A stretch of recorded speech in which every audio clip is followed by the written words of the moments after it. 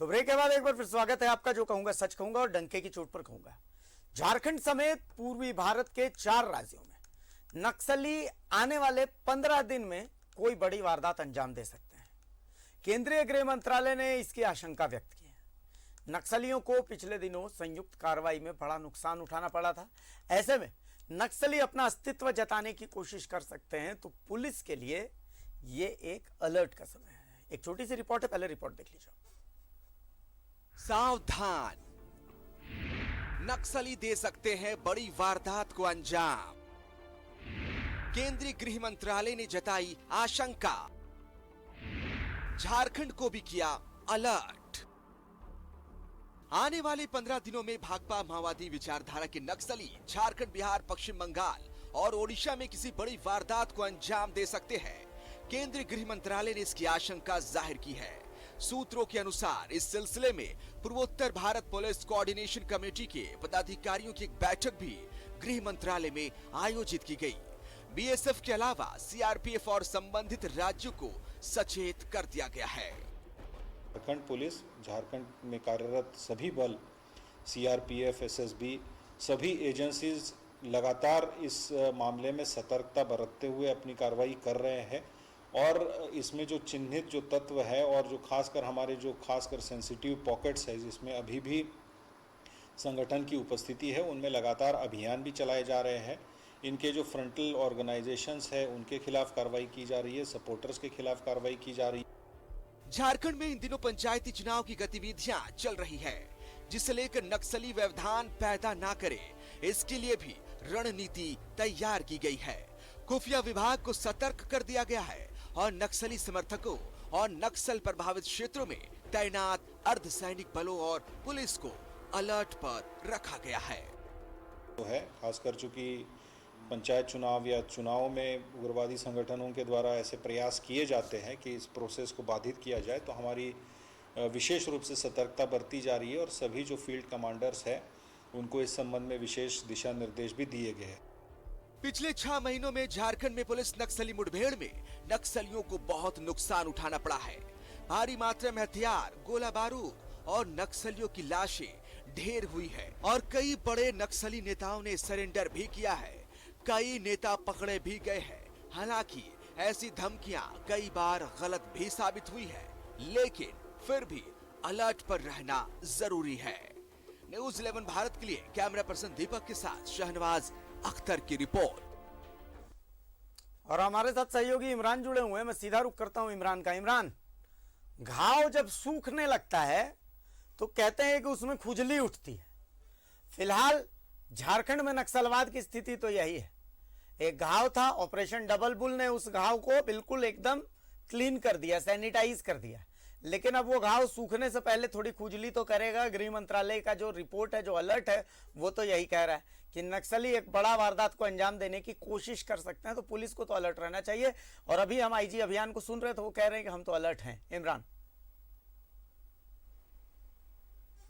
देखिए बिल्कुल अभिषेक, लगातार जिस तरह से झारखंड में नक्सल ऑपरेशन चलाए गए हैं और इस दौरान झारखंड पुलिस को, सीआरपीएफ को कई बड़ी सफलताएं मिली हैं। कहीं ना कहीं अब नक्सली इस चीजों को भुनाने के लिए, इस चीजों को, अपनी उपस्थिति को दर्ज कराने के लिए आने वाले दिनों में बड़ा व्यवधान डाल सकता है, बड़ी घटनाओं का अंजाम दिया जा सकता है। इसे लेकर के लगातार आईबीआर जो स्पेशल ब्रांच है उसके कई बार अलर्ट भी सामने आ चुके हैं कि सीआरपीएफ और झारखंड पुलिस को अलर्ट रहने की जरूरत है। सिर्फ यही नहीं, झारखंड के पड़ोसी राज्यों को भी अलर्ट किया गया है, ताकि जो नक्सली गतिविधियां जब भी होती है तो अक्सर ये देखा जाता है कि जो बॉर्डरिंग इलाके हैं 2 राज्यों के, उन राज्यों का फायदा उठा करके नक्सली अक्सर दूसरी तरफ भाग जाते हैं। इसलिए संयुक्त रूप से 4 राज्यों को अलर्ट गृह मंत्रालय के द्वारा जब जारी किया गया तो कहीं ना कहीं झारखंड पुलिस पूरे मामले को लेकर के काफी अलर्ट हो गई है, क्योंकि इस वक्त राज्य में पंचायत चुनाव, बिहार पंचायत चुनाव को लेकर के कई ऐसे क्षेत्र हैं जहां पर अति संवेदनशील इलाके हैं, असंवेदनशील क्षेत्र हैं। इन तमाम चीजों को व्यवस्थित करने के लिए ध्यान में रखते हुए